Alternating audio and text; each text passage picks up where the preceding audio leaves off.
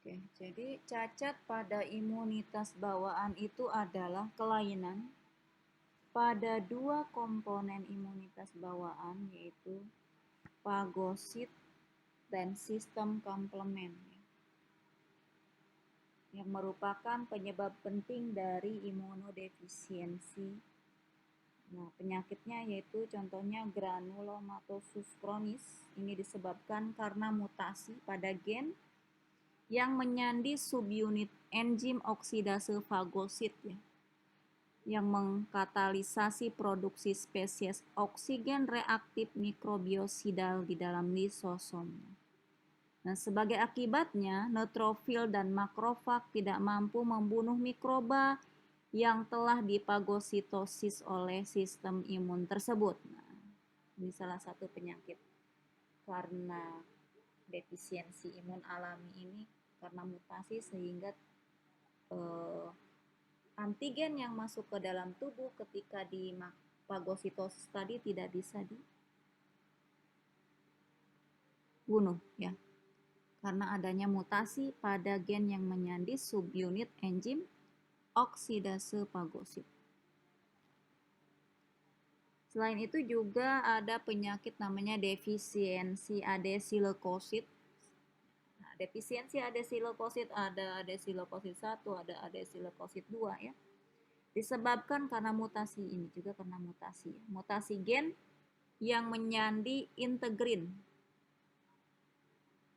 molekul yang dibutuhkan untuk ekspresi dari ligan untuk selektin atau molekul pemberi sinyal yang diaktifasi oleh reseptor kemokin. Jadi sebagai akibat dari mutasi ini, leukosit darah kita tidak dapat berikatan secara kuat pada endotel vaskuler dan tidak berperan penting pada infeksi, sehingga tidak bisa membantu sistem imun lain untuk menyerang infeksi yang terjadi di dalam tubuh karena adanya mutasi tadi, ya. Mutasinya di mana? Mutasi gen yang menyandi integrin. Selain itu juga ada penyakit sindrom Higashi, ya. Sindrom Celiac-Higashi. Ini penyakit imunodefisiensi di mana granul lisosomal leukosit tidak berfungsi secara normal. Penyebabnya apa? Ya mutasi juga. Terjadi kerusakan imunologis, ini berdampak pada fagosit dan sel NK. Jadi kalau fagosit dan sel NK itu rusak, maka tidak bisa membunuh zat asing yang masuk ke dalam tubuh tadi, ya, karena adanya kerusakan imunodefisiensi tadi, yaitu granulisosomal leukosit tidak berfungsi secara normal nih karena mutasi pada gen yang menyandikan lisosomal trafficking regulatory protein, atau mutasi pada gen yang menyandi protein yang meregulasi pendistribusian lisosom, sehingga fagosit dan sel NK pun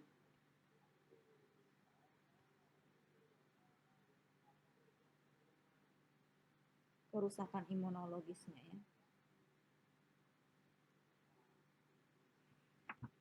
Selain itu juga ada mutasi pada gen MYD88.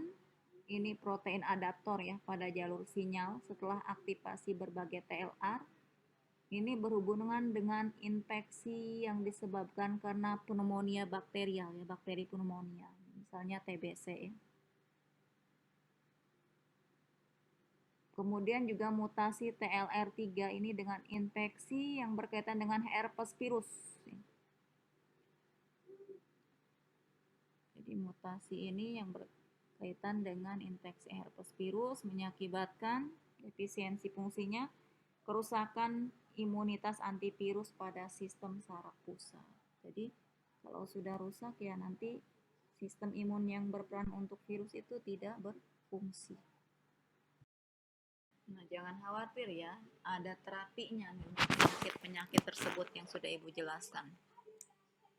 Jadi terapi-terapi imunodefisiensi bawaan atau imunodefisiensi primer beragam ya sesuai dengan jenis penyakitnya. Contohnya jadi SCID ya yang berakibat fatal pada awal kehidupan bila sistem imun pasien tidak diperbaiki ya. Sehingga ada terapi yang paling banyak digunakan adalah transplantasi sel punca. Jadi transplantasi sel punca hematopoietik atau transplantasi sel induk ya.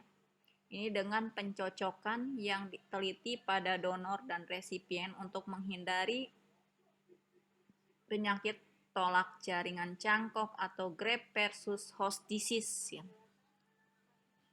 yang berpotensi fatal. Misalnya untuk kerusakan sel B selektif, pasien dapat diberikan injeksi imunoglobulin intravena ya, atau IVG dari donor yang sehat untuk menyediakan imunitas pasif. Nah, terapi IVG ini telah menyediakan berbagai keuntungan dalam pasien-pasien dengan kondisi X-linked gamma globulinemia. Jadi dengan cara mengganti gen yang rusak ya, transplantasi. Terapi gen yang sukses itu telah dilaporkan nih adanya pada pasien dengan kondisi X-linked SCID ini. Suatu gen gamma C normal dimasukkan ke dalam sel punca di sumsum tulang, kemudian ditransplantasikan ke dalam pasien. Nah, pertama gen YC normal ini mungkin itu dengan teknik DNA rekombinan ya. Nah, jadi setelah udah ditanam di sana baru dimasukkan ke pasien tersebut ya. Ditransplantasikan ke pasien.